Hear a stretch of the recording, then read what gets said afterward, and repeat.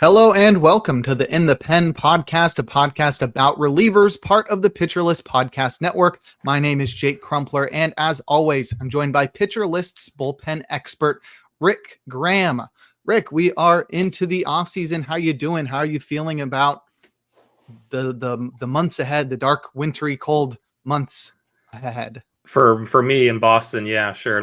Maybe not as much for you. Hey, it's been raining. It's been pouring. Yeah.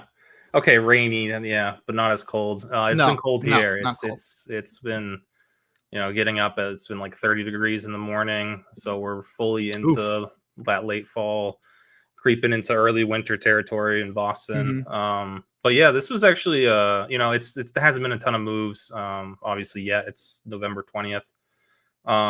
But this week was it was kind of fun with all the the qualifying offer stuff is going to happen tomorrow, and then on Wednesday I think it was, with the deadlines for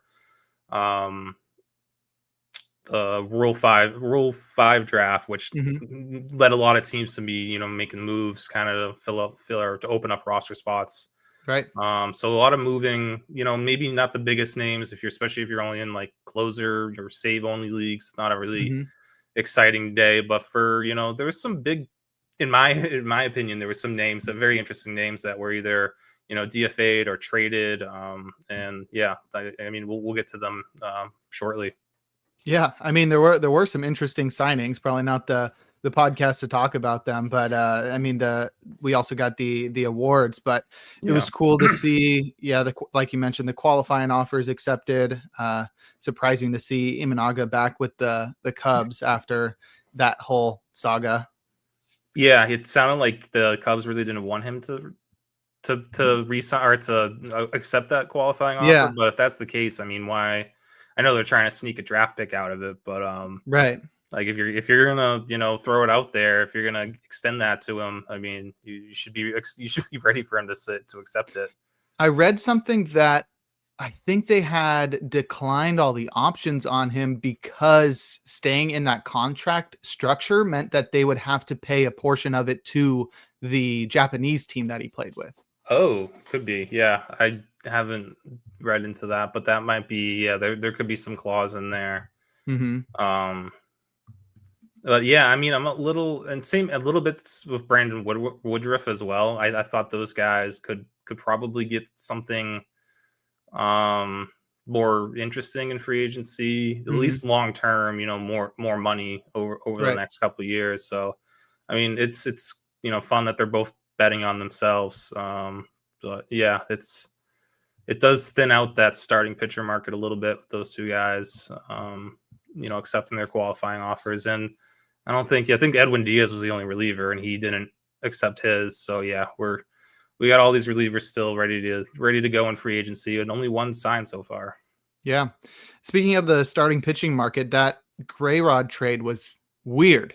Grayson Rodriguez traded by the Orioles to the Angels in exchange for outfielder Taylor Ward. Ward is solid. I always feel like he's been underrated. He's a high on base percentage guy, so you don't really talk about him much in standard fantasy leagues, but he did hit over 30 home runs this past season. But he's pretty limited defensively, and he's a free agent after 2026, and this is in exchange for one of baseball's top prospects. I'm pretty sure Grayson Rodriguez was the top pitching prospect in baseball at one time. Yeah. And he's not a free agent until I think 2029. So I think the Angels got a good one with this one, but they don't really have a good track record of keeping pitchers healthy. So for a guy like Grayrod, who struggled in that area, it's a very interesting trade, and one that I wouldn't have expected the Orioles to go through with.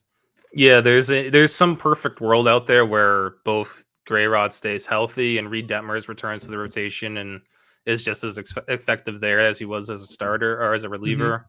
And then they have like that 1-2 for the next, few years to at least give the last years of Mike Trout being, a good baseball player, some hope there in LA. And it sounds like they're in on other guys too, but there's, obviously the Orioles only make a deal like that if there's some serious concern with Grayrod's health. And he didn't pitch at all last year.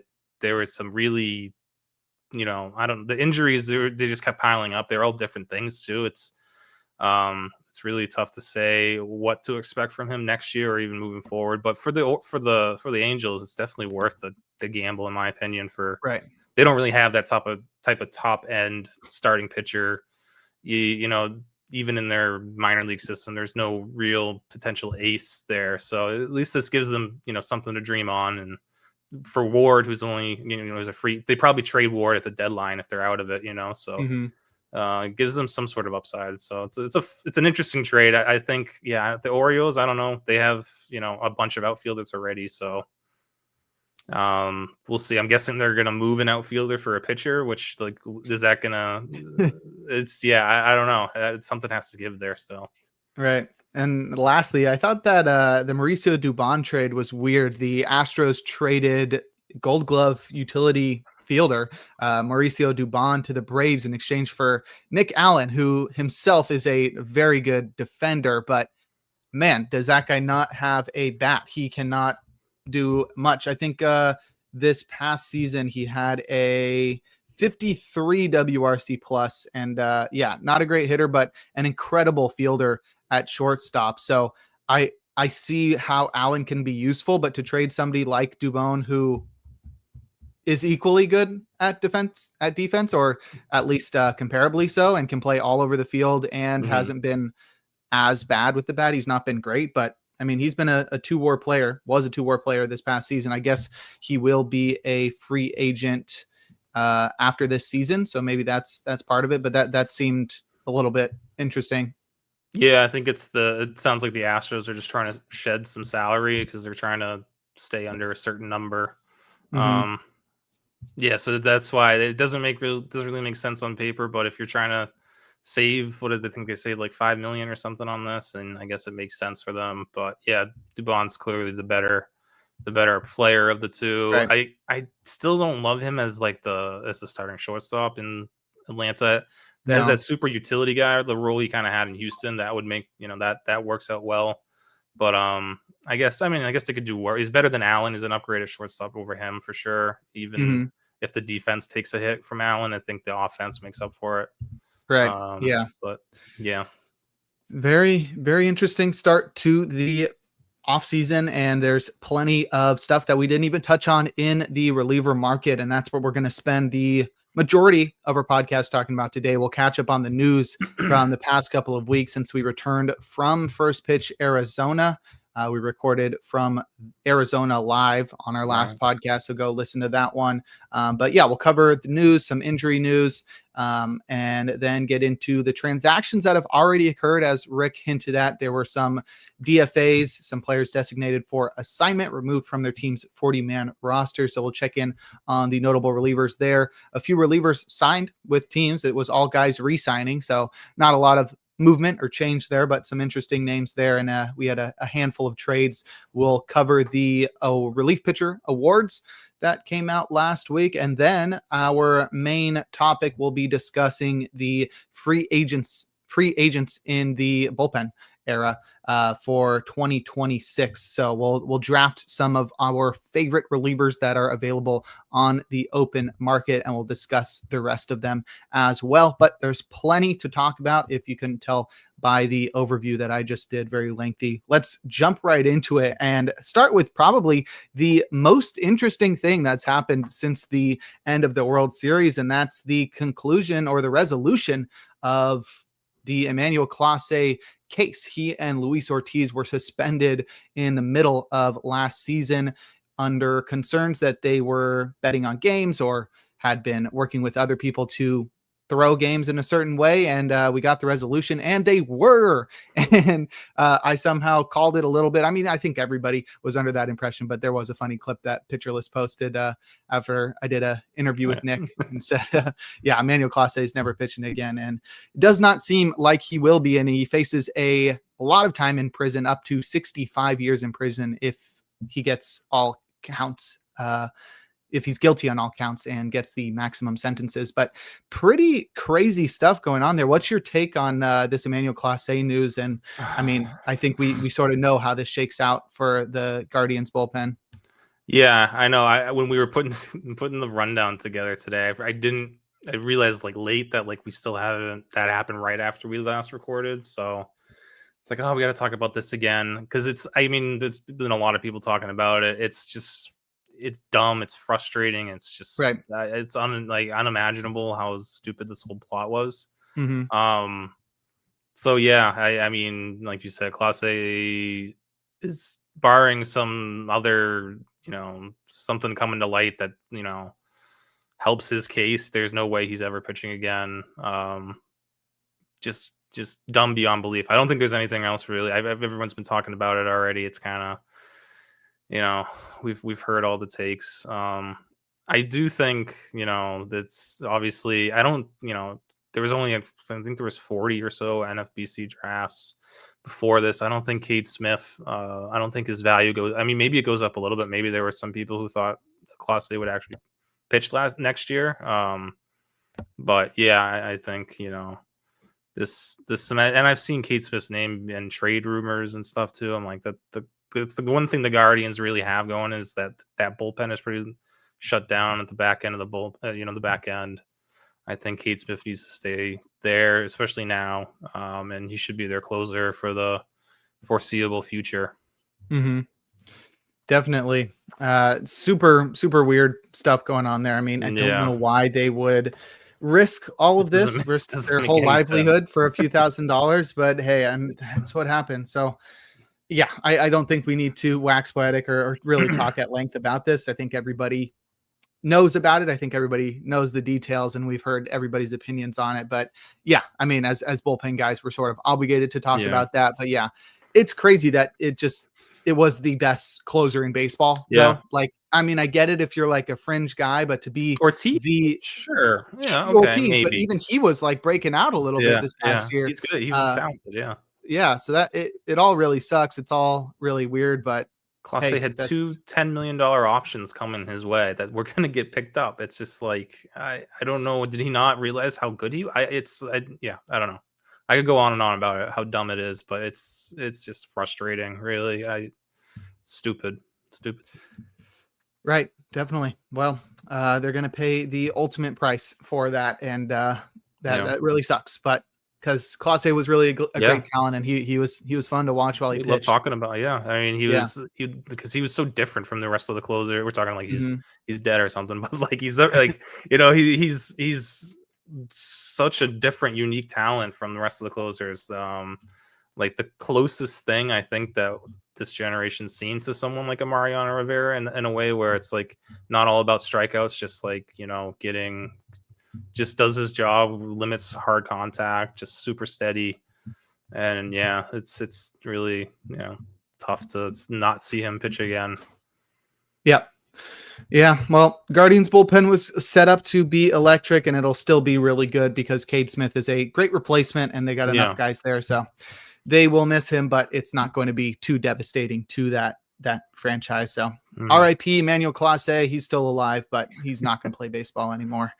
All right, let's stick in the AL Central, move through the rest of our news, and talk about the White Sox, where we know Jordan Leisure is going to be probably at the top of that bullpen ladder, but it seems like he's going to have some competition from a fellow young right-hander in Grant Taylor, as he is expected to stay in a relief role. He pitched out of the bullpen this past season, and as he came up as a starter in the minors, we expected him to sort of go the route of like a Spencer Strider, where they come up as a reliever and then ultimately move into the rotation and take off from there. But it looks like the White Sox will keep him in a multi-inning relief role.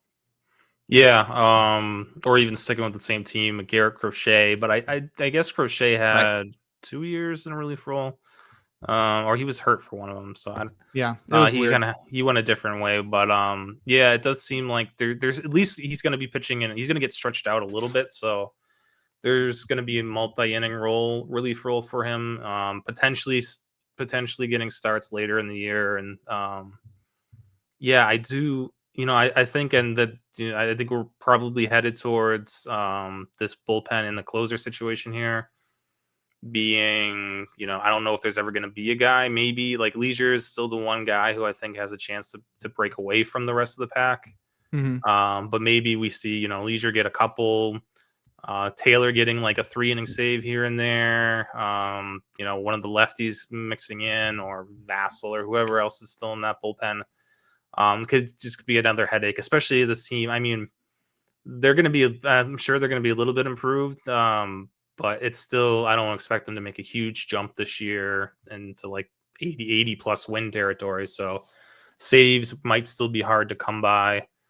And it's, I don't know. Leisure still exciting just because the stuff that they showed in the second half. Mm-hmm. And if the price is right, sure, worth a chance there. But not someone I'm getting super excited about with Taylor staying in a relief role. Yeah. GM of the White Sox, Chris Getz, said of Taylor, it's important for him to pitch multiple innings, and that goes to many of our arms in the bullpen. It's more focused on the arsenal and ability to have deeper outings rather than him grabbing starts next year. So it sounds like a starting role is not out of the question, but They want to sort of ease Taylor into that, and maybe he's a starter when the White Sox are more competitive. Another pitcher who is in a similar situation where trying to figure out what their role is going to be next year is going the other way. Roki Sazaki will be a starter for the Dodgers next year. He opened last year as a starter for the Dodgers after coming over from Japan with a lot of hype, and he really struggled, was injured, got bashed around in the minor leagues, and then returned to being the Dodgers closer during their World Series run. So it looks like Sazaki back in the rotation, but hey, that doesn't really completely count him out of the bullpen. And I think he's somebody that's still well worth drafting a little later in drafts. Yeah. I mean, he's one of those tweeners. I think that you can, like if you have your last pick, throw a dart and see what happens. He has either a good spring as a starter and ends up getting the 6th starter spot in that rotation, or maybe he ends up back in a closer. I think this is, I'm kind of sick of, I feel like for his first pitch in Arizona, I feel like there's a lot of talk about Sazaki being the closer, and it's just, he wasn't very good in the postseason, despite what, I don't know, what people might think. I feel like it's one of those, it was a little bit of a trick, because he did have like his first couple outings were really good. Then, teams started to kind of adjust, and I think the Dodgers can and will want to do better than him as a closer anyway. So I think if he was in the bullpen, it was never going to be a closer role for him. But second of all, too, the Dodgers, this is someone they put, there's a lot of time and effort and, money put into Sazaki being a starter there. I think that's where they want him to be. So I think they're going to do everything they can to keep him, as a starter. So it does open up some things for, as of now, Tanner Scott's probably still the favorite for the closer role. He's like a top 5 paid reliever in baseball. Maybe he's number 2. Scott? Yeah. Well, they might give someone else more money to be in front of him. Right. They're in on Edwin Diaz. They're pretty much in on every single reliever, I think. Of course. So yeah, I don't, if I were to guess right now, I probably should update. I don't think Scott's going to be the closer there next year. But yeah, there's, of all these guys that are free agents with closer experience, the guys that could really supplant someone like Scott, there's probably, I don't know, top of my head, 5 or 6. So unless they get one of those, maybe Scott does get a chance to, get that role back again next year. But it's not going to be Sazaki, and I'm kind of glad that we can stop talking about this for now, because it's, the Dodgers can do better. They know they can do better. They're going to spend money still. Sazaki will be either. I wouldn't be surprised if he's in AAA. Even just, it's not that crazy. He's still young. He's still, they need to develop him as a starter. That's what it is. It sounds like that's what's coming from the front office. Pobo Andrew Friedman said, I think for us, using Sazaki as a reliever was about trying to get his delivery back. I feel like we've made a lot of progress on that. So for us, we're definitely viewing him as a starter and a really good one. And we'll continue to work this offseason and put him in the best position to be ready in spring training to help us win again. So unfortunately, the Dodgers might have another weapon in that rotation to pair with all the other guys they got there. Let's move over to the AL East, where we've got some teams that could make a big changes to their bullpens. As you know, everybody's always looking to upgrade their bullpens, but the Red Sox, Orioles, and Blue Jays are all in the mix for a closer. The Red Sox want a super pen and could add a closer that could take over the role in 2027. Obviously, they've got Aroldis Chapman on contract for next year, and once he's a free agent again, I think they're hoping that the option will be in-house and maybe somebody that they acquire this year. Yeah. It sounds like that's not their first goal. Their first goal is to, either bring back Bregman or bring in like someone like Alonso. Then they want to add a second starter, but then like that third secondary goal they have is to add a really good arm to the back end of the bullpen. Which, yeah, I don't even know, is it really a super pen if you add like one guy to Garrett Whitlock and Aroldis Chapman? It's just like, that's like, I mean, not compared to what we've seen from the like Padres, the Yankees. The Yankees, the Padres, even the Rays. It's like all these teams already have super pens, I guess. Right. But yeah, it does make sense, if they were to sign someone to a more of a multi-year deal, which again, in this free agent market, I don't know. Of the younger guys, maybe like a Devin Williams or Pete Fairbanks, Ryan Helsley. They've shown interest in Helsley in the past, so that could be the fit there. But yeah, it's interesting to see. I mean, as a Red Sox fan, I would like. I mean, those three things I just mentioned. At least one, big right-handed bat, a number 2 starter, and then another reliever you can trust in the 7th, 8th inning. Those are definitely on the top of my list. So, I think between all these AL East teams, and I'm sure the Yankees are also interested to some degree on relievers as well. I don't know, if they'll all end up happy at the end of the free agency, because again, there's only like 8, 9 like real closer types. So I feel like someone's gonna get miss out, and I don't know if the trade market. I mean, I haven't heard a ton of names in the trade market for as far as closers go, really. Right. So if you miss out on the free agents, it might be tough to unless you get really creative, might be tough to upgrade your bullpen.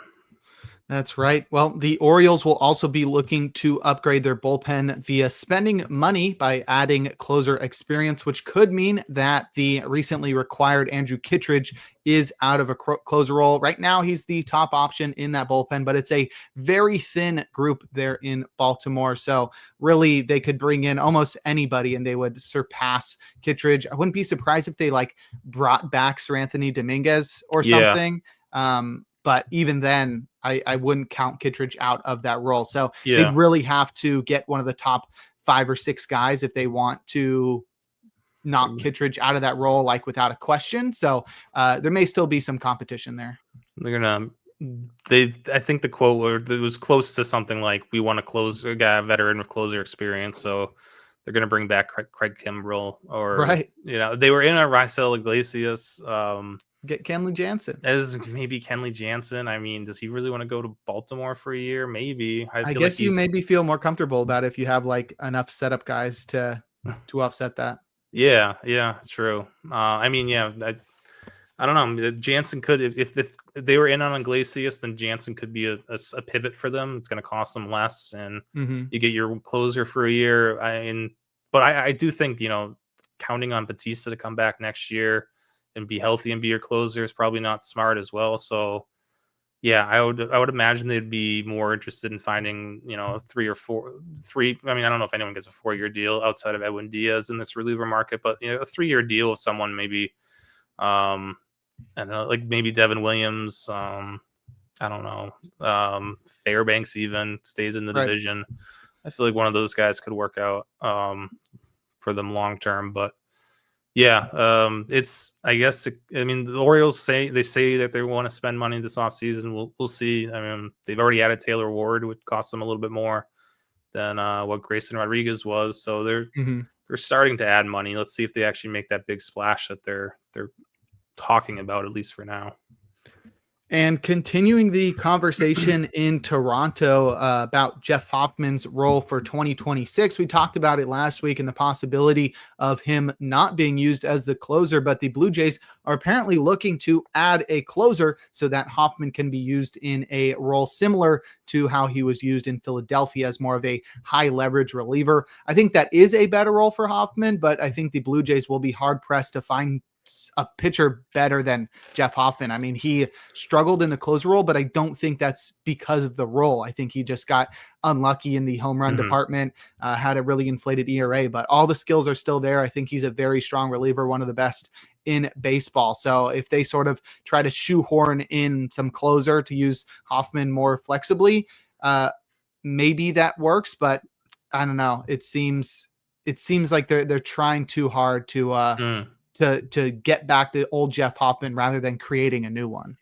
Yeah, I think and this bullpen's already pretty deep, especially when you consider Jimmy Garcia coming back as well. Yeah. I mean, they lose Seranthony Dominguez, but you got Garcia coming back. The bullpen was really good last year for the most part. And if you take away Hoffman's insane home run luck or bad luck, it really does make things look a lot better. I know you can't just take it away. It happened. Right. But the hope is that bad luck is not as bad luck next year. So I would be okay with Hoffman as the closer there. But it does seem like they are pretty dead set on adding someone. They were in on Iglesias.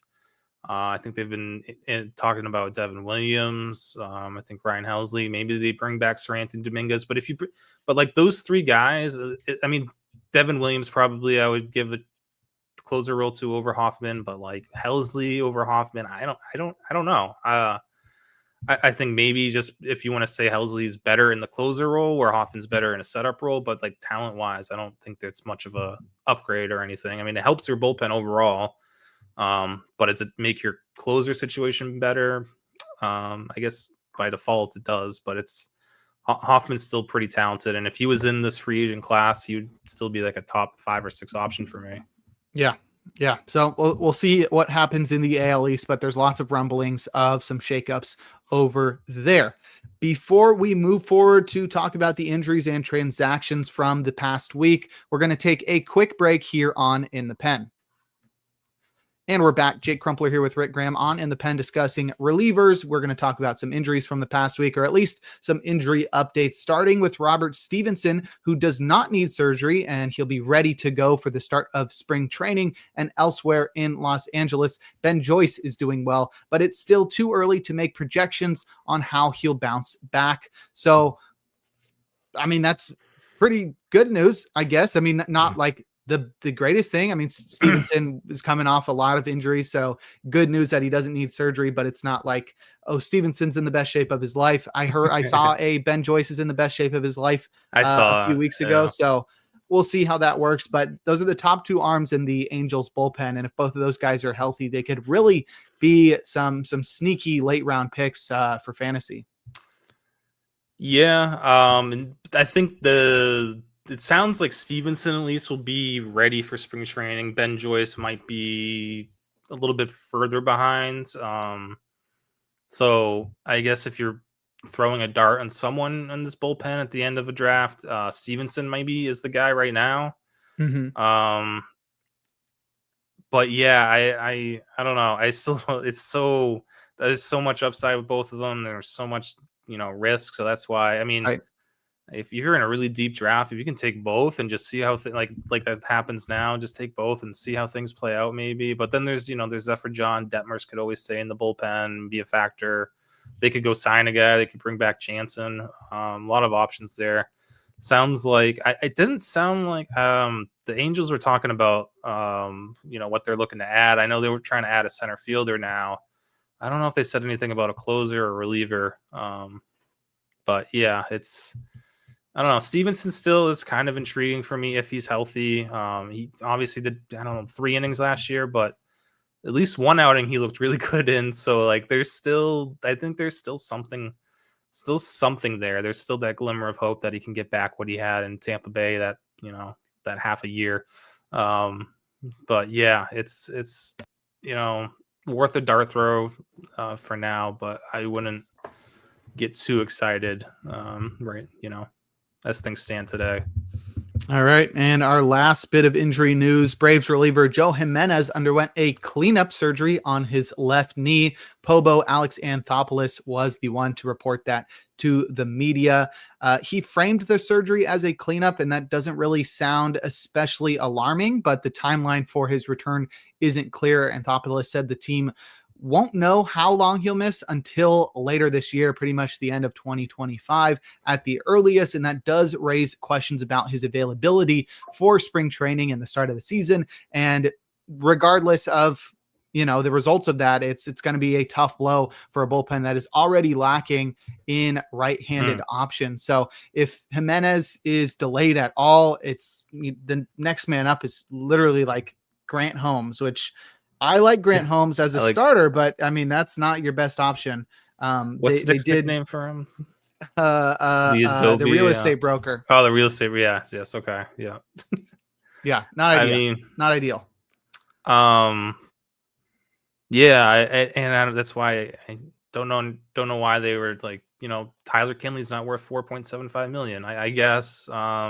Well, they're really going to need to go out and get some more guys. Yeah, it looks like that bullpen probably could use at least one or two more arms. It's this Jimenez. I mean, he missed all of last year with the knee. Now he's got another surgery. You can't be counting on him at all. The knee Braves is clearly, yeah. The Braves typically, Josh Sperry had told us this in Arizona, and I was like, "What?" I thought he was going to be back for next year, but yeah, It doesn't sound not good. Sound too great. So the Braves typically act really early in the offseason. Yes. And we've already seen that with a few moves thus far. So maybe we'll get resolution on how they're going to address that bullpen over the next few weeks. But yeah, it sounds like maybe they'll push harder in January if news comes out on Jimenez's return timeline. That's less than ideal. Yeah, that's clearly some things not right with that knee, keeping him out this long. So, yeah, it's a shame. I mean, I love how Joe Jimenez kind of, the second half of his career, he kind of took off. So yeah, they definitely need him as a setup guy there, or they need to go out and get somebody else. Yep. Yeah, because who knows how good he's going to be. He hasn't really pitched in a while. Yeah, it's tough to rely on him, and then you're stuck with Dylan Lee, and hopefully Iglesias can put together one more good season, and then the rest of the bullpen's a lot of question marks. Yeah. All right, let's get into some transactions. We had a few notable relievers designated for assignment removed from their team's 40-man roster. They'll go through the waiver process, and any team can claim them and add them to their 40-man roster. And if they're not selected or claimed by another team, they'll either head to the minors for their respective team or become a free agent, depending on a number of factors. But let's look at some of them. Nick Sandlin was not designated for assignment. He was outrighted by the Blue Jays and will be a free agent. Not spectacular, but certainly a name that has had success in the past. Jorge Alcala was designated for assignment by the Cardinals. Taylor Saucedo by the Mariners. Any opinions on those three? Any way you see those guys factoring into holds in the bullpen? I mean, any upside?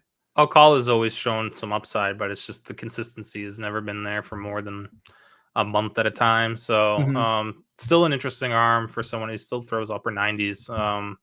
Sure, he'll gain interest, but he's out of options. He's out of arbitration years. Yeah, I don't know if he'll find a major league role. The Pirates DFA'd both Colin Holderman and Dory Moretta, and the Red Sox DFA'd swingman Josh Winkowski. I think all three of those guys have a path to factoring into a contender's bullpen, or really anybody's bullpen. Not Winkowski. I mean, he's... I guess I haven't really dove into him before. He was probably somebody who I liked because he pitched in like a bulk relief role, and that sort of makes him valuable in some fantasy circles. But Moretta, I was going to say, is probably the one who's the most notable. I mean, he did miss some time with injuries and didn't look as electric when he returned, but there's still a lot of potential there. Yeah, I was surprised a little bit that the Pirates let him go just like that. I don't know. Yeah, I'm excited. I mean, he's healthy now for full season. I think he still has another option year, so or maybe he doesn't. I don't know. That could have been part of the factor here. But yeah, I mean, he wasn't the same maybe when he came back late in the year, but he still had some solid results. And I mean, another year removed from Sir Tommy John, I feel like he could have been in for a big 2026. So yeah, he's a name to keep an eye on to see where he ends up. Because yeah, there's always been really fun stuff. With him, his stuff is different for sure. But he always had pretty good strikeout numbers.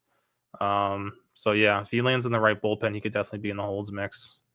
That's Dory Moretta. And the last trio of DFAs we'll discuss all came from the Tigers. The Tigers DFA'd Jason Foley, Tanner Rainey, and Alex Lang. Foley was the closer for the Tigers at one point. Tanner Rainey was the closer in waiting for the Nationals back in the day. And Alex Lang was also the closer for the Tigers a few years ago. He cleared waivers, was released by the Tigers, and then caught on with the Royals. So he signed a major league deal with Kansas City. League deal? I'm pretty sure. I didn't see that it was a minor league deal. I mean, it's not, that was like news from an hour ago. So we'll see how that comes about. But I mean, that's certainly a good addition to a Royals bullpen that isn't awful, but is not spectacular. They need strikeout stuff. That's always what they've lacked. And that's one thing Lang brings to the table, even though he's got almost no control. Yeah, it does sound like it was a major league deal, $900K. Can bump up to $1 million in performance bonuses. So yeah, that's nice. A good that's a good get for the Royals. I feel like, we've talked about how we're not sure on Estevez being able to repeat this year. And Urseg could become a starter. Ursig could become a starter, and he wasn't even that great in the relief role last year. The rest of that bullpen, there's some talented guys there like Bolin and Steven Cruz, but I mean Lang, and we talked about Lang when he got called up. He pitched in one game, and the Tigers sent him back down, but he looked pretty good in that game. Like the stuff was still there from when he was where he was at pre-injury. And the story with Lang has always been strikeouts are high. Walk rates are also high. But yeah, Kansas City is a really good spot. I mean, we've seen what they've done with, Carlos Estevez and other relievers in the past.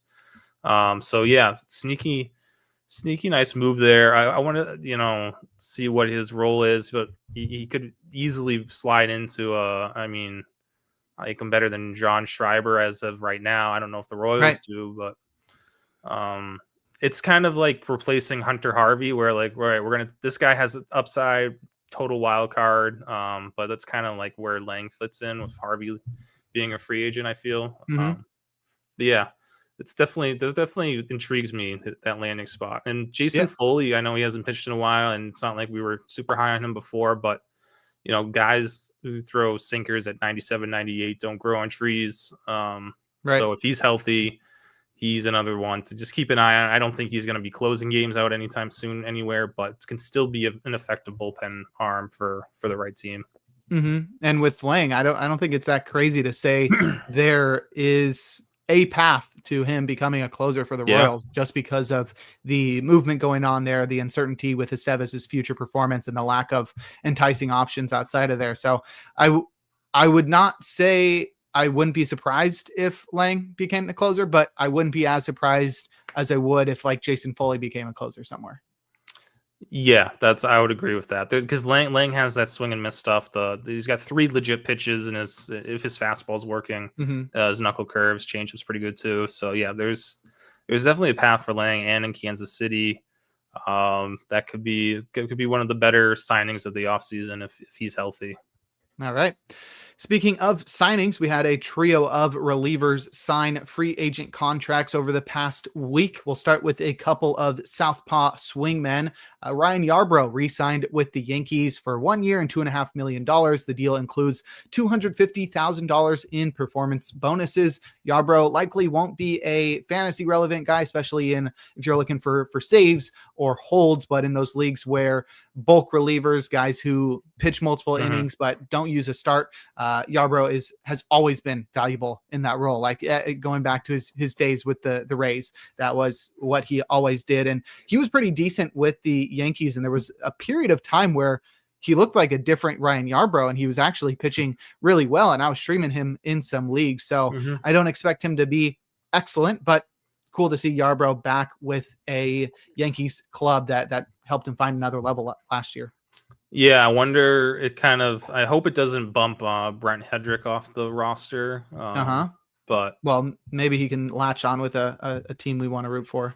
That's true. Maybe that would be fine by my standards. But yeah, I guess Yarbough is, he's a good guy to stream if he's following someone in a good matchup. But yeah, someone no more than a streamer, never going to be a big holds guy in the spot where he's at. In San Diego, the Padres brought back Kyle Hart via a 1-year, $1 million deal. The deal includes a $2 million club option for 2027 with a $200,000 buyout. The $2 million club option could increase in value $250,000 for each of 16 and 20 games started, and another $500,000 at 24, 28, and 32 starts. And on top of that, the buyout price, the $200,000 buyout, could increase $100,000 at each of 50, 55, and 60 appearances. So a incentive-laden contract for a pretty inconsequential arm. But Hart was very good in, I'm pretty sure, the KBO for a little bit. So maybe there's some potential there. It sounds like most of the potential resides in him being in that rotation. So we'll see what his role looks like. He's probably going to be a swingman in the same fashion as Ryan Yarbough, but there's it's not fully guaranteed that Hart is a starter, and we could see him pitch out of the bullpen a lot for the Padres, though. With the plethora of options there in San Diego, I don't expect him to be somebody we talk about much next year. Yeah, I guess depending, they have a couple options there as far as starter, who's going to start, who's going to relieve. He's just another guy kind of who can do a little bit of both. But yeah, probably settles into a very similar role to Ryan Yarbrough. But yeah, I don't think he's going to have too much fantasy implications unless he does get a starting role and, takes a step forward from where he was at last year. All right. And lastly, the big one that we've sort of hinted at with a lot of the way we've been talking thus far, Raisel Iglesias re-signed with the Atlanta Braves for 1 year, $16 million. Looks like a lot of teams were interested, including the Dodgers, Blue Jays, and Orioles. But as expected, considering Iglesias was not dealt at last year's trade deadline, despite being a very obvious trade candidate, he will return to the team that he called home the past few years. And Raisel Iglesias is one of the best pitchers in the second half, year in and year out. So fade him in the first half and buy back in for the second half because he always finds a way to pitch really well. Yeah, 2 years in a row now he's been a second half machine. Yeah, it does sound like the Braves' decision to not trade him at the deadline paid off for them, right, with this, because there were other offers, but he did appreciate that they held on to him throughout the whole season last year, so he doesn't have to move anywhere. Right. Yeah, we'll see. He should. I doubt, like we talked about, they're going to need to add a reliever or two, but I don't think it's going to be anyone that supplants Iglesias as the closer there. So yeah, he's pretty safe again. But yeah, like we just mentioned, the first half last year was definitely was terrible, and then he really turned things around in the second half. So it probably gives him a bit of a discount going into drafts this year. We'll see. I don't really trust any ADP like this early in the year, but yeah, he should at least be a safe, top 10, 12, at least 15 closer off the board. The upside isn't what it used to be for Iglesias, but he still can be a solid closer for a Braves team that, let's be honest, that Braves team is going to be a lot better this year, unless they have all the same injuries. Right. But they should be a lot better this year, with everyone healthy. It is crazy how much money he got. I mean, Raisel Iglesias is really good. Yeah. but $16 million makes him like the third highest paid relief pitcher in baseball, which is pretty crazy. I mean, he's not the 1 year. number 3 reliever in baseball, but 1 year, you're right.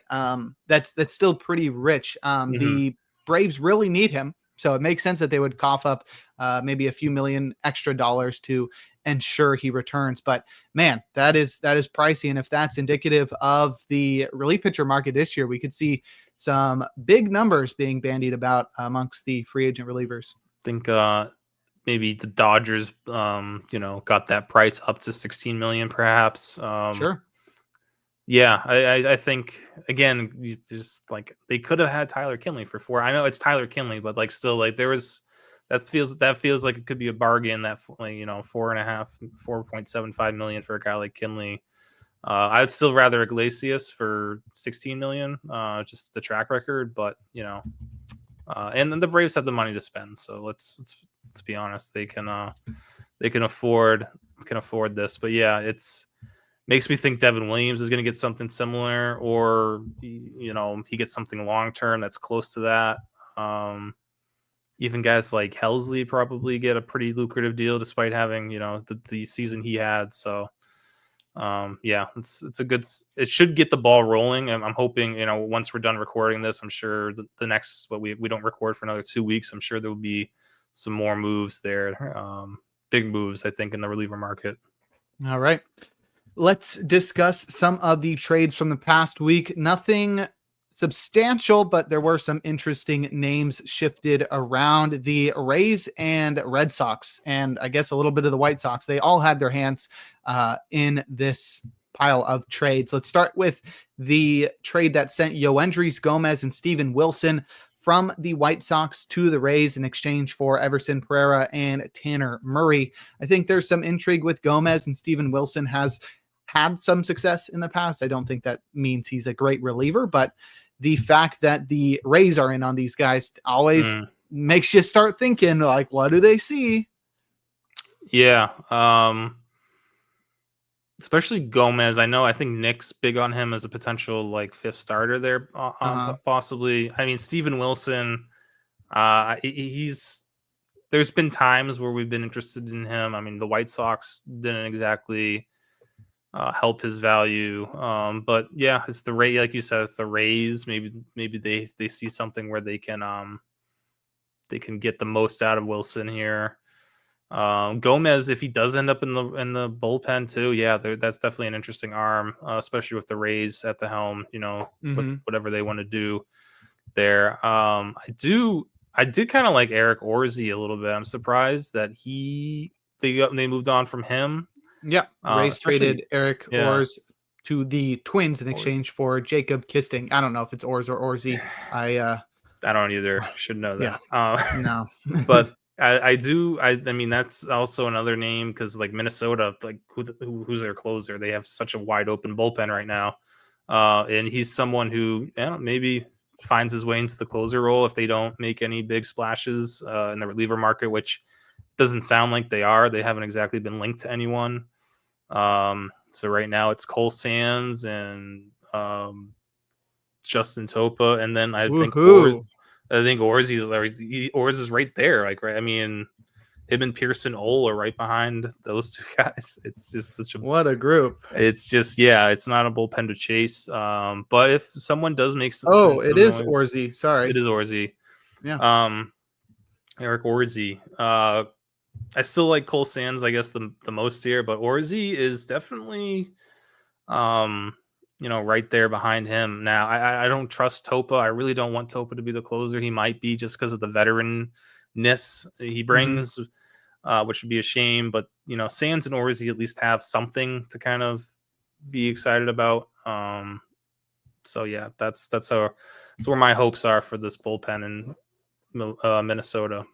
All right. And then the Red Sox traded 3 fringy relievers, sending Brennan Bernardino to the Rockies in exchange for Braden Ward, Chris Murphy to the White Sox in exchange for Ronnie Hernandez, and Luis Guerrero to the Rays in exchange for Tristan Gray. Yeah, I mean, Bernardino to Colorado, that's tough. I feel bad for him, but like he might have a chance at a roster spot there. They do have more interesting lefties. They have some young lefties in that system that I would rather the Rockies, throw out there and pitch and get innings. But I guess they want Bernardino for his veteranness. I don't know. Word of the day. He's an up down lefty. 34 years old, I think. Murphy's probably going to be like we talked about Ryan Yarbrough and Kyle Hart. Murphy kind of fits into that role, like lefty who can kind of start if you need him to, bulk innings. He was pretty good with the Red Sox last year when he came back. He missed time with Tommy after having Tommy John. I don't know if there's too much upside there, but Luis Guerrero, especially him heading to Tampa Bay, I really hate that one as a Red Sox fan. I don't know. I mean, I think he still has 2 option years left. He's still, very talented. He's still young. Needs to, shore up his command. But the stuff there is definitely back end reliever stuff. And who else than Tampa Bay to, harness that ability? So, that's the one that really annoys me out of these 3 Red Sox trades. Just, because Guerrero has the most upside of that trio, and the landing spot in Tampa Bay is just like, ugh. It's going to come back to bite him. He's going to be shutting them down for the next 4 or 5 years. Dang. Well, that will cover all of the transactions from the past week. Let's touch quickly on these awards as we're going to go a little bit long in this one. Yeah. Let's go and talk about reliever of the year. I don't think there was much surprise here in the American League, especially Aroldis Chapman earned the American League Reliever of the Year award. And in the National League, where maybe there was a little bit more competition and, we didn't know how much saves totals would factor in, but Edwin Diaz earned the National League Reliever of the Year award. Any opinions on those, or is that pretty much exactly how you expected it to go? Yeah, that's how it should have been. That makes sense. No objections from me on that. All right. And then in terms of all MLB selections, pretty similar here, but a little curious. The first team all MLB selections for relievers, we had Aroldis Chapman and Yohan Duran, and on the second team, Edwin Diaz and Andres Munoz. I think that collection is fine. It was weird to see Duran make the first team over Munoz. I would have had him over Munoz. So interesting, but I don't think I'm gonna have any arguments over these either way. But certainly interesting to see how that shook out. I think I'm guessing Diaz was second team because he had 20. He was under 30 saves. Right. I'm guessing that factored in. But then if it saves taking into account, then Duran over Munoz is kind of interesting. Right. But I mean, they're all 4 of them had really good years. So sure. Mason Miller is a bit curious. Yeah, I'm saves probably. They want to see it, but they didn't put Carlos Estevez on there, so I'll give or him Robert props. Suarez. I'll give him props for that, I guess. All right. Well, that will wrap up our awards talk. Next, we'll head into our main topic and discuss the free agent relievers for 2026. But first, we're going to take another break here on In the Pen. And we're back. Jake Crumpler here with Rick Graham on In the Pen discussing relievers. We are now heading into the main topic, just 53 minutes into the podcast. And we will attempt to draft some relief pitchers, or the free agent relievers. We'll pick 7 each so that we can build a bullpen. I think we'll go the first person, the second person will get 2 back-to-back picks, and then we'll switch off back and forth just to even things out. Let me flip a coin on Google. Flip a coin. All right. Let it flip and then I'll flip it again. All right. Call it. I'm going to go tails. It is tails. All right. You want to go first or second? I want to go second. I'll give you All right. videos. There you go. Yeah. Okay. I guess that makes sense. So let's start this off. I mean, the rules are pretty apparent. We're drafting the available relievers on the market right now. That takes out Raisel Iglesias, which would have been a great pick, probably one of the top few picks in this draft. But I think the obvious pick, no matter what, even if we had all of the relievers in baseball. I think this guy might go number 1 overall, but that's Edwin Diaz. He has been one of the best relievers in baseball throughout his career. He sort of flip-flops back and forth, having successful seasons, and he's had some freak injuries in the past. But man, when he is right, he is pretty hard to be topped, pretty tough to hit. So I will take Edwin Diaz with the first overall pick. Yeah, I mean, obviously he's been one of the more consistent guys in the closer realm over the past few years. I think he's pretty safe no matter where he lands. He's one of the only guys here where I'm not too worried about landing spot. The saves were down, but a 2.18 Sierra, 38% K rate last year. So yeah, he's definitely the best choice on the board. I'm going to go with Devin Williams with my next pick for number 2. Few bad weeks last year for sure. Definitely hampered his whole season. But in the second half, he was really good. 2.29 Sierra, 39.3% K rate, 18.3% swing strike rate. Should get a closer role next year. There's enough teams that want him to be their closer. It sounds like the Red Sox. The Red Sox would be interesting. I don't know if he would close there. But the Reds, Dodgers, Marlins are in the mix. Mets, Tigers, Giants as well. The Marlins in that mix kind of feel like that meme with like the clown and the soldiers trying to like go and break. You know what I'm talking about? I don't think the Marlins are really in the mix there, but apparently they have some interest. But yeah, outside of the Red Sox, he's closing for pretty much all those teams there. I think the Giants make a lot of sense. I've been saying that for a while. Blue Jays could definitely get in there as well. But yeah, I'm gonna say Devin Williams. And then after that, it really does get a little. I kind of wish I had the first pick because now I don't know. I thought there was going to be like 2 slam dunk picks. The first pick, he gave it away. I know. And now I thought there was like who's the third reliever off the board here. Once you make your pick, I'll tell you whether or not that's who I would have picked. I want to go.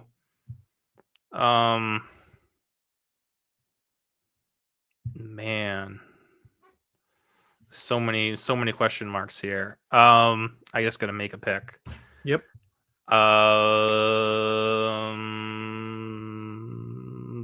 do it because this is who I have. But I'll go with Phil Maton. All right. He's a little bit on the older side. He's probably not going to get more than 1 or 2 years. I mean, maybe he gets a 3-year deal because he was so good last year. 32.3% K rate, 34.8% CSW. Probably not a closer, but he fits in nicely as a setup guy for pretty much any team out there. And there was some talk about him. He wanted to sign early in the offseason. I haven't heard anything since then. But yeah, just, not a closer, but definitely a really good reliever out there. Who outside of like the first half of 2024, I mean, he's been really good for a while now. All right. I don't think that's the way I would have gone, but I mean, Phil Maton has been very underrated. Yeah.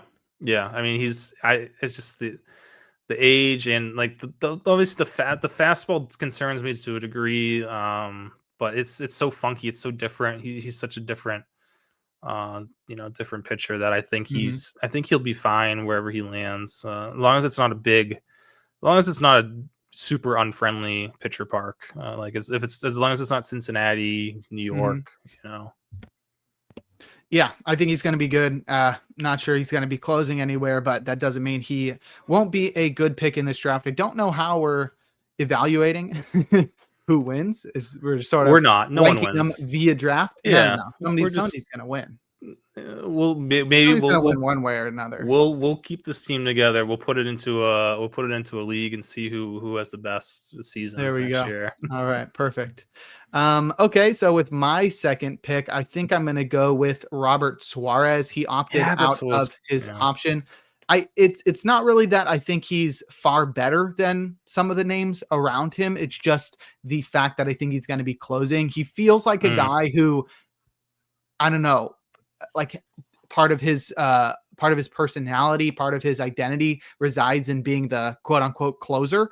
And I don't know him at all, but he does have 76 saves over the past 2 seasons. And I say that because I think he's probably going to be prioritizing closing over maybe more money or maybe being on a competitive team. So for me, if we're talking purely fantasy right now, Suarez is somebody that I'd be targeting over the rest of the relievers out there because he has so much experience in that role and has had some success, or a lot of success there. He's not been somebody who I look at and say, oh, that's super sustainable, especially because we had the whole, like, I don't throw my changeup anymore, and then I throw my changeup again. And he doesn't have huge strikeout numbers, but he has pitched well. He's going to be 35 this next year, though, so he's not going to get a lengthy contract, but I wouldn't be surprised if he latches on with the team for 1 or 2 years, maybe like a Carlos Estevez size contract, and be a closer. But I sort of like him more so because he is somebody that I expect to get saves next year. Yeah, it does kind of depend on fit for me with him. I mean, he was obviously great last year with the changeup coming back. 2.98 Sierra, 21.9% K- walk. I think it comes down to, I think Baltimore, if Baltimore was in on Iglesias, I feel like Suarez was always kind of like the backup to Iglesias, or kind of in the same realm as Iglesias, as a potential 1 to 2 year, veteran stopgap. So I think Suarez in Baltimore, that's a really good fit. I think that could work out. AL East is tougher, but Baltimore's ballpark's still pitcher friendly for the most part there. So, yeah, that was the guy I was really thinking. If I was going to go with a closer, I would have probably gone with him next. Yeah. So yeah, I definitely get that pick, but there is definitely a drop off after the Diaz and Devin Williams upside. You're up next. Oh, we're just going back and forth now. Okay, it makes sense because if I get the first pick and then your back-to-back picks sort of equal that, and then we go back and forth. Gotcha. Let's see. I don't know what to do anymore. That was quick. I know. So I'm a little bit more down on him. I'm gonna go with it's Pete Fairbanks, I guess. We're gonna bring it back because I'll add another closer, or I'll add someone with closer. Closer innings to his name, to the mix. Wasn't great in the first. He was mediocre in the first half. Wasn't terrible, but definitely finished strong in the second half and stayed healthy. But yeah, 2.56 Sierra and 27% K- walk rate over the second half. That's kind of where Fairbanks, in his prime or his best years, that's where Fairbanks was. That's closer.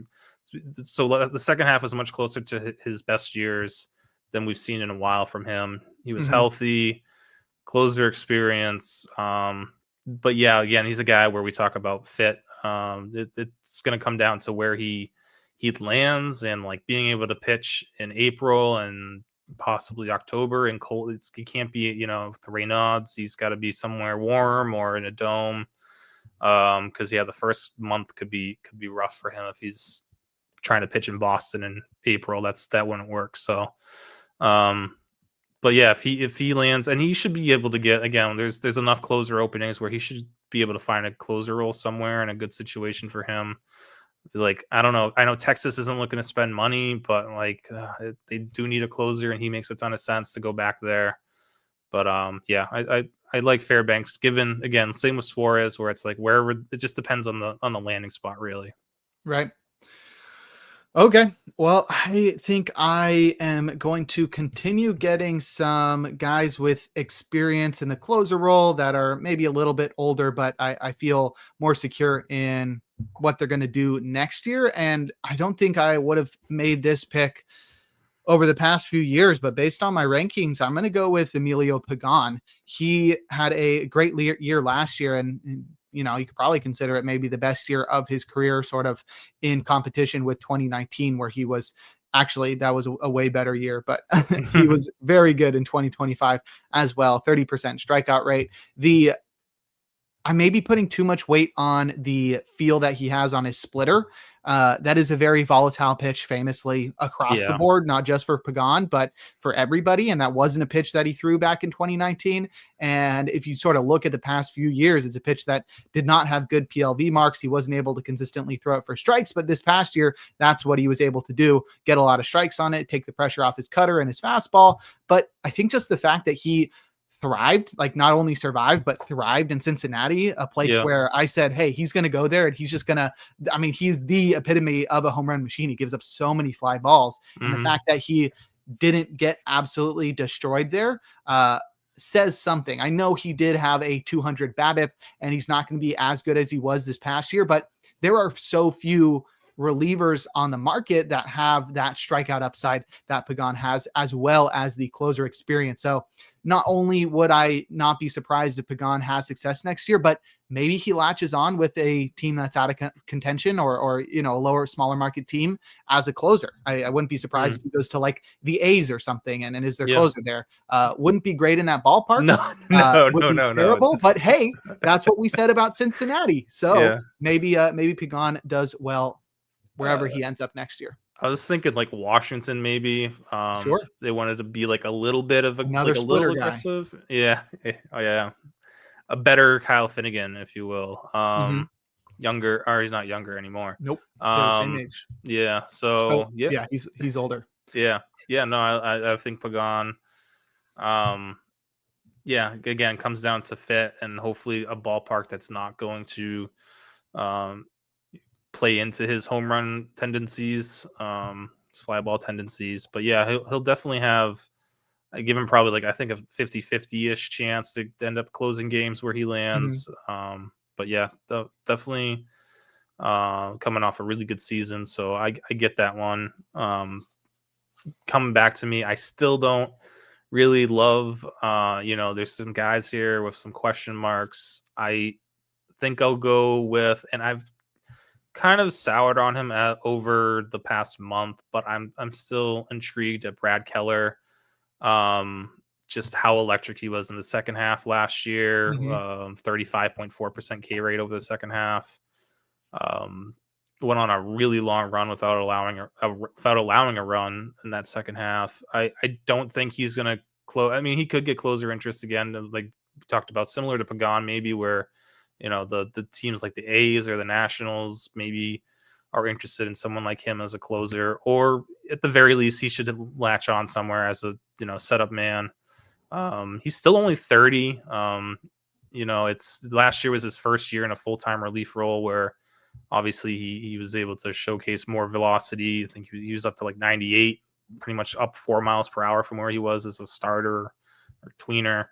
I think Brad Keller should be pretty safe as a really good reliever next year. As far as that, as long as that velocity sticks, and he should definitely be a setup man somewhere.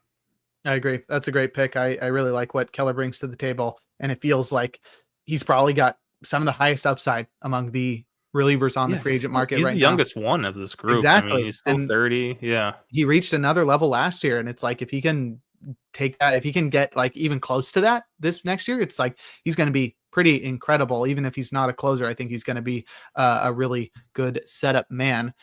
Let's move forward. I have taken 3 guys thus far, and I sort of want to go away from what my rankings say so that I don't know, maybe that takes away from my rankings, but I feel like I'm going to stick with them, and I'm going to take Kenley Jansen. And that one, I don't think he's the most talented reliever available of the amongst the guys that we haven't drafted yet. But if I'm going to put any money on these guys for closing, it's going to be Kenley Jansen. Yes, exactly. So Jansen is just somebody who has closed throughout his career. He's going to be a Hall of Famer. He's going to move into 3rd on the all-time saves leaderboard this season. I expect him to latch on with some team. And to be honest, like even at 38, he's not been bad recently. It's not like teams are like ruining their competitiveness by bringing him on and letting him close. And it's just, they're just trotting a Hall of Famer out there to like get ticket sales or something. It's like Jansen is still effective. He's not overwhelming. He's not going to be an all-star anytime soon, but he is still effective especially in that closer role. I think he's going to become a closer, if not just for the first half, and then maybe call it quits. We'll see how things go, but I think no matter what, wherever he signs, he's going to guarantee that he's getting saves. Yeah, I mean, 24 saves away from 500. I hope he gets there. That'll be fun. Yeah, like we talked about, there's a lot of those teams that are probably looking for a stopgap closer, a 1-year closer. He shouldn't have a hard time finding a closer role. Again, it might be the A's or someone not great, but he'll get a chance to get saves next year. So yeah, as far as saves go, he hasn't been, I think, just because of his age and pitching for the Angels last year. It's like, we kind of forgot about him he was still very solid. The strikeout rate's not what it used to be, but he's not destroying your ratios and he's picking up saves. So yeah, right. Still a very usable, functionable relief asset there. Kenley Jansen. All right, I'll go with I'll throw a dart here. Ryan Helsley, hoping he can bounce back after a tough 2026. Really just a tough, I mean, he wasn't the same guy all year long. When he got to New York, when he got to the Mets at the second half, he just really struggled. There was some pitch tipping going on there. But the pure stuff still is there. It hasn't disappeared. Still had a solid swinging strike rate, 15.6%, and a 127 stuff plus, which is, top 10 amongst relievers last year. So the stuff's still there. He's only 31. He's, for the most part, been pretty healthy lately, the last couple of years, which has been good to see. And yeah, he should get a chance to close if he wants it. He might find a better deal, a better situation setting up somewhere, but there will definitely be teams in need of a closer that will be interested in his services. And I think Ryan Helsley, I think he's definitely got a chance to bounce back in the right situation next year. So, he's one of the guys on this list I'm most interested in seeing just where he lands, because it could be really bad, could be really good. But yeah, if we'll have to wait and see. But Helsley still intrigued me even after a rough 2025. He sort of makes sense for the Orioles, in my opinion, where Sure.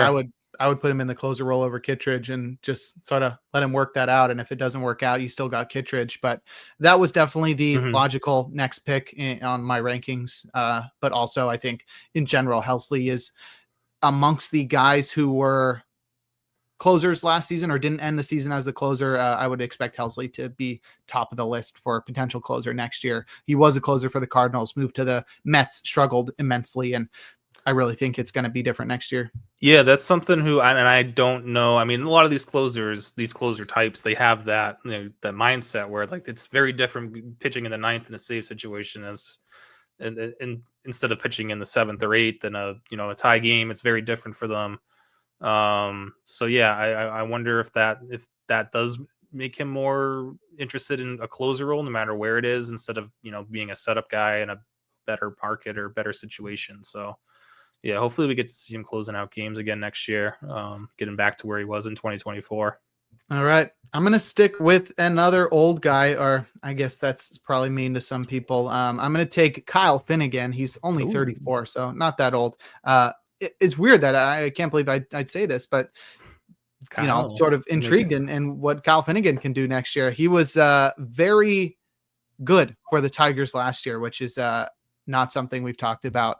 We haven't really spoken positively about Finnegan during his time with the Nationals, but it looked like just a change of scenery really helped him reach another level. And the fact that it was so obvious what the change was, because it's always weird when a guy goes to another team and you're like, what changed? Like, is this something that's actually sustainable? But the fact that you can just look at his pitch mix and say, oh, he just started throwing his splitter just all the time, and that's what led him to another level that we had not seen from him, really speaks to the sustainability of that in the future. And no matter where he lands, it's like that whoever gets him is going to say, okay, do whatever you were doing in Detroit. And that's going to be throwing a lot of splitters. He's somebody, it's hard to say, I want to rely on that splitter, but he's somebody that has thrown a splitter for a long time, and that pitch has always been good for him. So I expect him to maybe not be at the level he was at with the Tigers, but still be better, and maybe somebody that you can trust more than he was during his time with the Nationals. And there's some upside. There's some closer experience there. Maybe he goes back to the Nationals and, takes what he learned with Detroit. Yeah. So I do have a little bit of faith in Finnegan being interesting. Yeah, I really will hope I think it's best for him and the team if he just stays in Detroit. I think that really worked out. Yeah. Him and Vest co-closing, I think works for them too. Yeah, just dominant in the second half in Detroit, 2.33 xFIP, 31.8% K rate over the second half there. And we talked about splitters being volatile. That's my only concern there. His splitter has been pretty solid for him. It's never been I think the fastball playing off the splitter is definitely the way to go for him. The splitter is not a huge strikeout pitch like it is for other guys like a Fernando Cruz or whatnot, but it pairs well with his fastball enough where, I don't understand how it took this long for him to just figure out that he needs to throw the splitter more than throwing his fastball, whatever it was, 70% in Washington, whatever it was. But I think, like you said, he's unlocked something. He should be safe wherever he goes. Those changes should go with him. But Detroit just seems like a good fit for Finnegan. He's from there. I think that's where he should stay. But that did open the door. You did open the door for me to take another shot on a guy who had a down 2025. It wasn't even that bad, but I think Luke Weaver could, he was dealing with injuries last year, never got the closer role really. I mean, there was a lot of changes when Steven Williams lost the job there, and then Weaver kind of had the role and then got hurt, and then it's never really the same, I guess, in the second half. Wasn't someone they could trust in the postseason as well. But maybe I think he's shown enough over the past 2 years to get himself a multi-year deal. Maybe not as a closer, but still a really good reliever, setup man, a fireman, if you will. I do think that's probably where he's best suited. But even in the down year last year in 2025, still had a close to 20% K- walk rate. Still only 32. I like him to bounce back next year. Probably not a closer, but he should be a very good reliever wherever he is. That's Luke Weaver. I don't know. What do you think about Luke Weaver? Why have you even passed it on him? No, that's I had him in my top 40, and I don't think you had him in your top 40. That's right. You did have him higher than me. Yeah. So I like Luke Weaver bouncing back. I think he's somebody that has the upside to potentially close for a team. And if not, if last year was the floor, I'm super in on Weaver because last year was very solid for somebody having a down year. I don't know if he's going to get back to the first half of 2024 when he was super electric for the Yankees. But he's definitely a different pitcher than he was when he was a starter. The swinging strike rate is still there. He was at 16% last year, which suggests a guy that can strike out more than 30% of the batters he faces. So I think he's somebody with a lot of upside, and the role will really decide how fantasy relevant he is. But I think either way, he's going to be somebody that I think teams will be sort of clamoring to get their hands on once all the top names are off the board. Yeah, for sure. All right. I think this next one is the most underrated option out there, and I'm taking Tyler Rogers. He is the submarining righty who pitched mostly for the Giants throughout his career, but pitched in the second half for the Mets this past season. He has always just been so good. I mean, throughout his career, 2.76 ERA across 424 innings pitched. Doesn't strike out a lot of guys, but he doesn't walk anybody. And the durability that he provides, I think, is really what is going to get teams excited. I don't think he's going to make a ton of money, but for somebody that you can basically pencil in or even, Sharpie in for 70 plus innings pitched or more than 70 appearances. I mean, you don't see that often, but because he throws 83 miles an hour, he's not going to get injured at all. And you can pretty much just throw him out there every day. And you don't really have that because there's so few relievers that aren't going out there throwing max effort all the time. And because Rogers finds success by being funky and throwing with just the most extreme arm angle in baseball, I think it allows him to continue to find success. He is going to be 35 next year, so probably no more than a 2-year deal, but I'm sort of excited. I don't know why he couldn't pitch forever with the I was way gonna that he say, throws. I don't think age for him matters too much. No. I think honestly, he's the type of guy. I think like the injuries to kind of watch out for someone like him is when he gets older, is just like back injuries because of like Sure. that delivery and like Knuckle scabs maybe. Yeah, I think he's someone who I think more and more about. Like I don't understand why teams. I do see why teams are like afraid of him being their closer, but I Sure. mean he doesn't strike people out. He's not your typical closer, but he's available to pitch. I mean, pretty much 7 days a week. Yeah.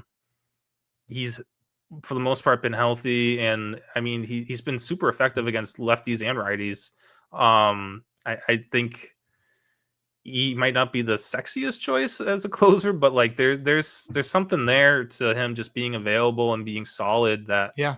you take him over a lot of some of those volatile guys who you don't know if they're gonna strike out 3 or walk 3. It's like, well, you could just have Tyler Rogers just be solid and get you through the 9th inning unscathed. Yeah. So yeah, be interesting to see what his market looks like. I wonder, I mean, the Mets are going to need to add a lot to their bullpen, and I wonder if they would just throw him some more money. The Giants could always bring him back too.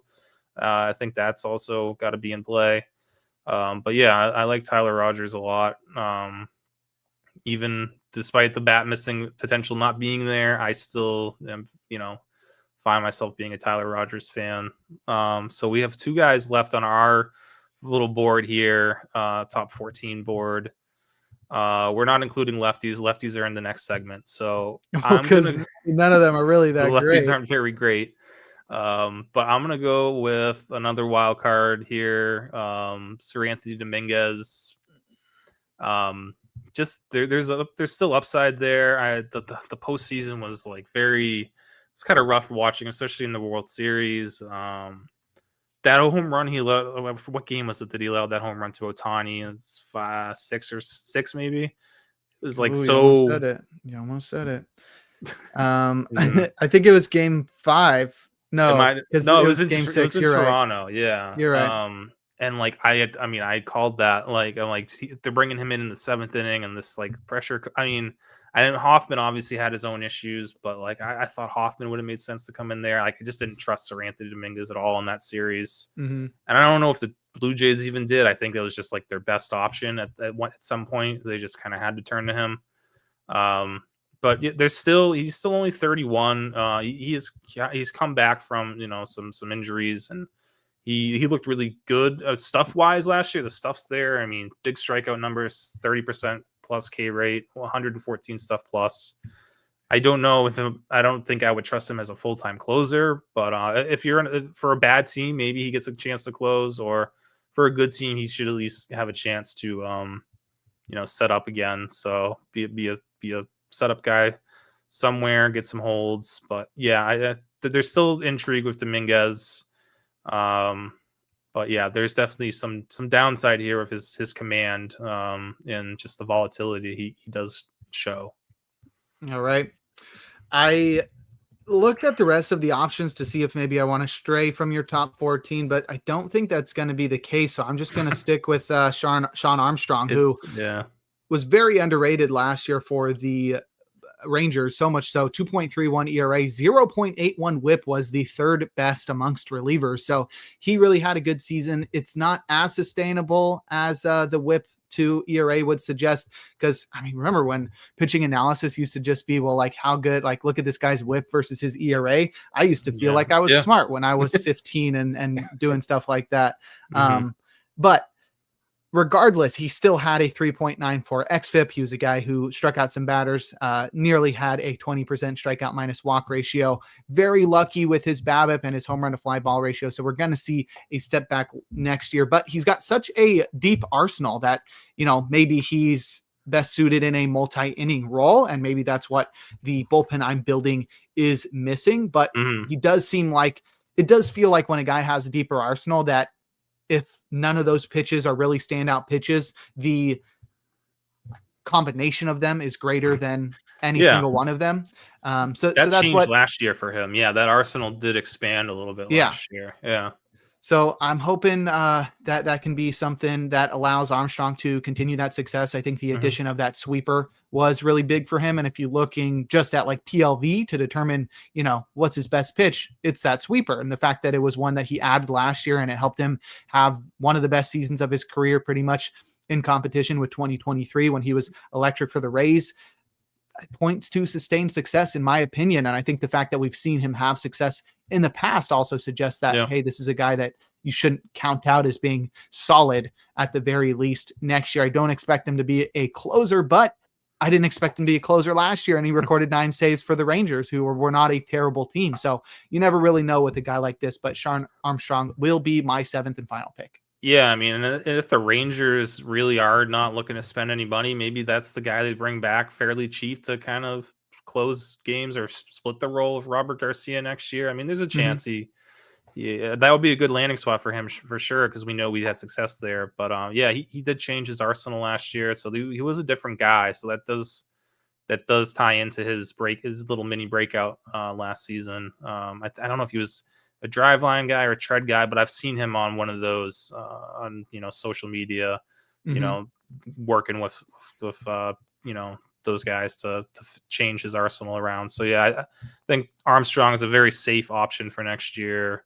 But yeah, probably not a closer. But I don't know. He did have 9 saves, so maybe a team gives him a chance there. And he's a veteran. He's 35, so maybe he does get a chance somewhere. But that was really the theme of my team was veterans. I think the youngest guy I took was like 34. Let's recap these teams really quick. You took Devin Williams, Phil Maton, Brad Keller, Pete Fairbanks, Ryan Helsley, Luke Weaver, and Seranthony Dominguez. And I took Edwin Diaz, Robert Suarez, Emilio Pagan, Kyle Finnegan, Tyler Rogers, Kenley Jansen, and Sean Armstrong.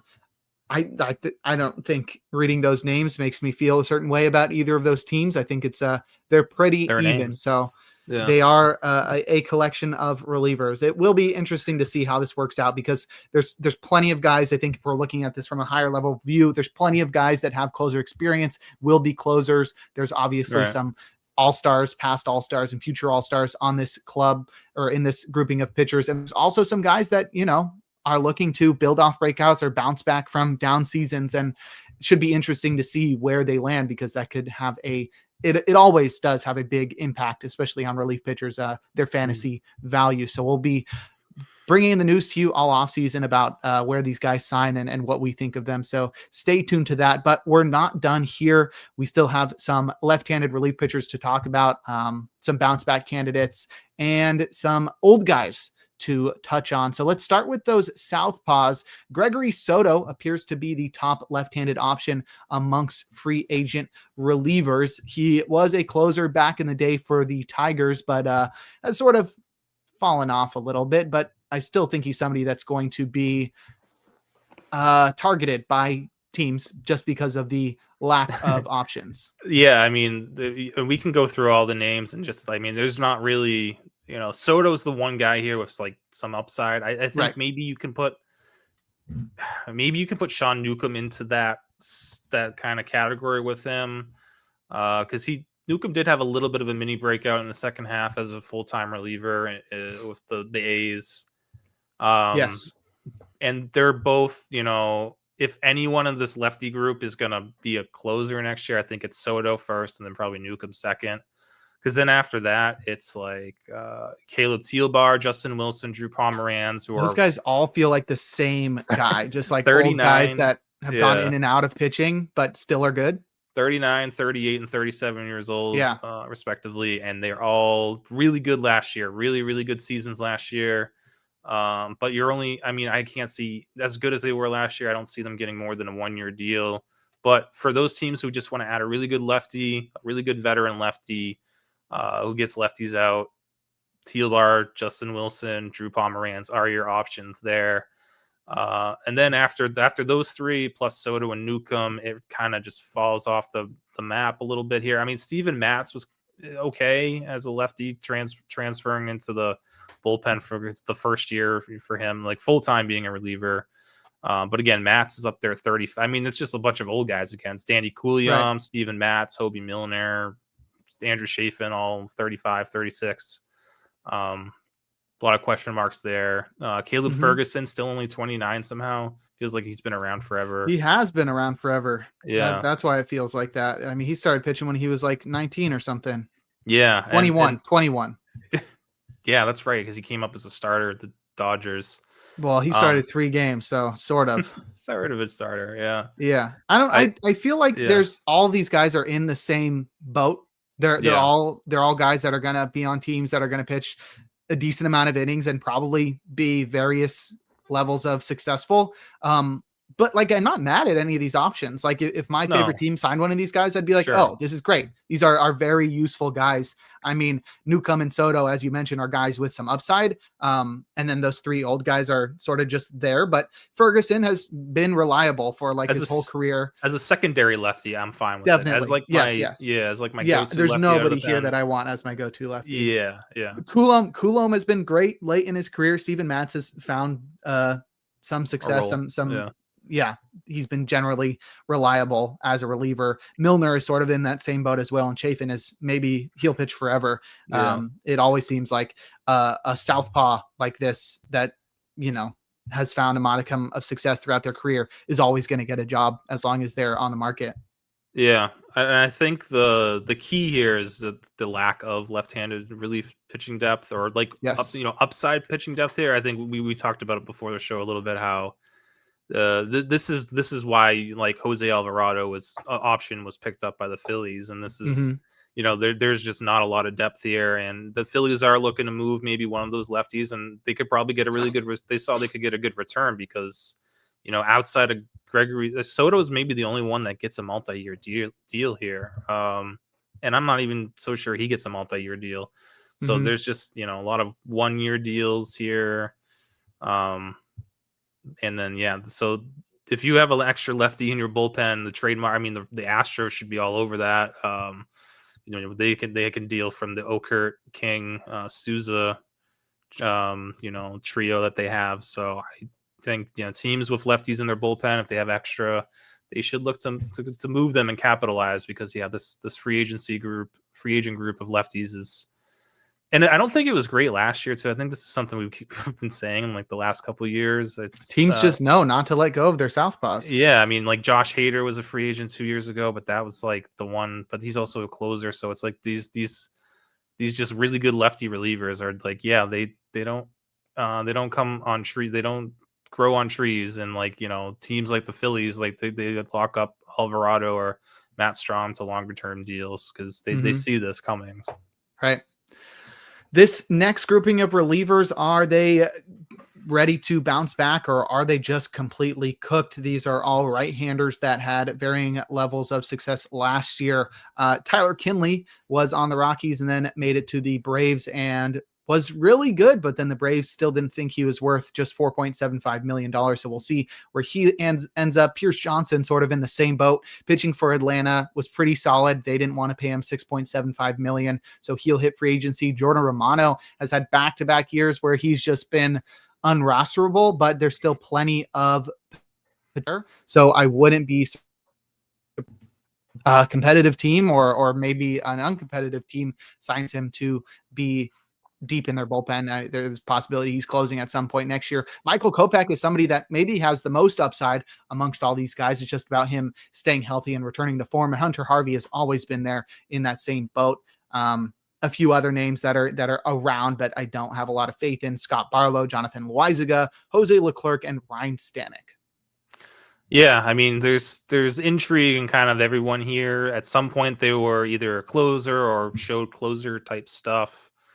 I think, between Kopech and Harvey, those are the two guys I'm interested in. I put the ex-Braves guys in there because, like, I thought they were good enough last year to get paid what they were getting paid, but maybe the Braves saw something that we didn't, and they think that they're cooked. They're both 35 years old. I don't know. I feel like Kenley's second half was really good. So I think both could be a steal in the right situation. Kopech and Harvey, though, are the two. Like, if they're healthy, again, big risk there with them being healthy. But I mean, Kopech 2 years ago was looking like the Dodgers closer for a year and a half, potentially. And then, he got hurt. We'll see where he's at. He's only 30 years old. Hunter Harvey's only 31, but obviously the health issues of Harvey are a concern. But I think prior to this past season, he had been relatively healthy for the 3 years up to that. And some, maybe not a 60, 70 inning guy, but you can probably count on 50 innings from him. Can we next year? I don't know. But I think Romano is a tough one because he's starting to he's 33. And there was that glimmer of hope in May where he was like really dominant and then the wheels fell off. I don't know. Again, maybe like a team that wants to bring him in for a year and see what happens. I mean, it definitely makes sense to take a shot on him still, but yeah, I don't have too much hope left in him at this point. All right. Now our last grouping of relievers. You marked these as AARP, which these guys are like my age. I feel like good play on words though. Yes, because it does have the RP for relief pitchers in there. Right. I just got Alex Anthopoulos RPs, so these guys are all going to be Braves. No, right. I just now got that. I understood the joke about them being old, but now I just get the RP part now that I've said it. But yeah, I mean, a lot of these guys will end up on teams, and some of them in roles where they are really helpful for their clubs. Chris Martin, one of them, who's always been really good, but he's in his late 30s. David Robertson, 40. He's going to be 40 this year. All right. David Robinson's going to be 41. Okay, these are some old dudes. Kirby Yates is still around. He's was not great for the Dodgers last year, but can still strike out some guys. Paul Sewald, Craig Kimbrell are still kicking. And then some guys who may just be cooked at this point, Liam Hendricks, Ryan Presley, Ryan Brazier, Tommy Canley, and Luis Garcia. They're all still around, and I wouldn't be surprised if any of these guys sign with a club. But, I mean, guys like Chris Martin, David Robertson, and Kirby Yates are almost definitely going to be contributing in some capacity for a club if they want to keep pitching. If they want to keep, I know. I mean, we saw Robertson not show up, and I mean, when did he first pitch? In August or it's July? Yes, very late in the season.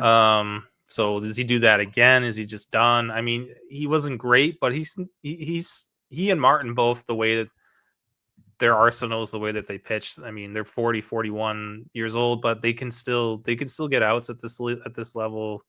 Especially Martin, if he still wants to pitch, I think he's definitely got an opportunity to pitch somewhere next year.